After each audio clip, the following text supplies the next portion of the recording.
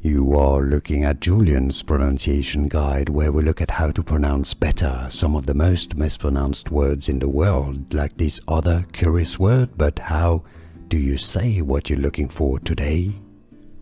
Let's learn once and for all how to pronounce the name of this American football player who is Louisiana Saints. If you want to learn more names from the NFL that are confusing, stay tuned for more videos for you. So, I've explained in a different video that in French, the name Etienne is pronounced Etienne. And this is why many say Travis Etienne Jr. But he explained in several interviews with the New Orleans Saints that he used to pronounce his name. He's always pronounced his name as Etienne, as is pronounced here. Etienne.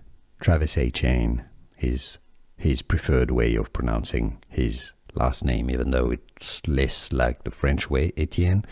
But that's how he pronounces it. Travis Etienne Jr. And now you know.